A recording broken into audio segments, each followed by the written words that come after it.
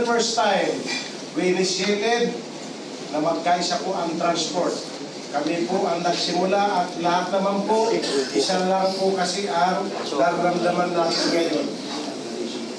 Iisa lang. Kaya po, sa daming problema ng transport, during our Zoom meeting, Luzon, Visayas, Mindanao, more than 200 po kami the other night, nagkasundo po kami. Focus lang po tayo doon sa dalawang issue na babasahin ko para doon lang po tayo muna mag-focus. Yung ibang mga issue, like for example, the regulation law, medyo mabigat yan kasi patas yan. Dito tayo mismo sa issue na pwedeng gawin ng ating presidente. Kayang-kaya po ito. Dahil ang LTFRB, kahit anong galit po natin sa LTFRB, DOTR, kahit anong push natin dito, sa presidente pa rin ang bulan ito. Nakita natin kanina, daming pinangako ang ating chairman. Thank you. But still, presidente pa rin ang mag-decide dito sa ating hinahin ngayon. Na sana, makarating po ito. Ito na po, babasahin ko po para bago ko po ito i-distribute sa media, basahin ko po muna para sa pangkalahatan, pumirma po tayo dito lahat. Yung iba tayo, hindi ko nakapirma. At anyway, nandito na po, marinig at mababasa na rin po ninyo. So, ngayon po, public release, media release. Aksyon, hindi banid ang solusyon.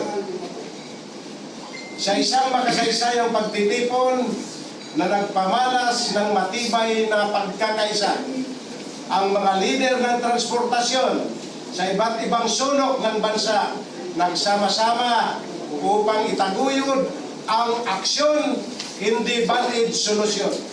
Sa patuloy na pagpapahirap sa sektor ng transportasyon at sa sambayanang Pilipino.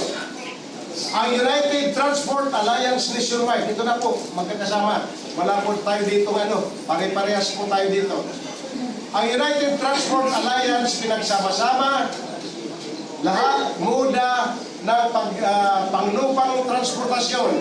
Kabilang na po dito ang tricycle, mga buses, UV Express, public utility jeep, tourist transport, taxi, truckers, at TNBS.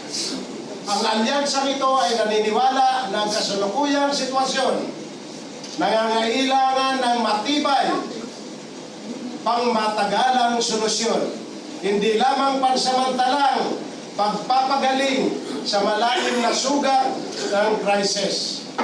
Layunin ng pagtitipong ito na ipaabot sa ating pamahalaan, lalo na sa ating presidente at sa publiko, ang dalawang pangunahing panawagan na itinuturing mahalagang hakbang tunay sa pagbangon ng ating sektor.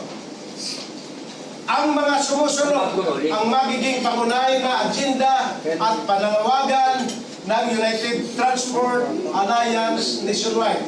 Ito lang po, dalawa lang po ito. Ito yung una. Agarang pagbabalik ng presyo ng krudo sa 55 pesos na may pambansang subsidiya.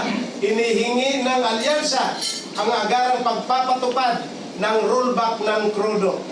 Ibabalik sa 55 pesos kada litro. Bukod dito, ginigiit ng anumang halaga na lalampas sa 55 pesos kada litro ay kinakailangan ng subsidiya ng ating pamahalaan.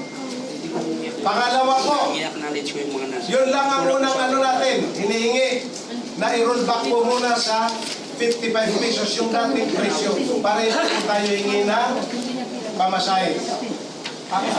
Fair increase pala.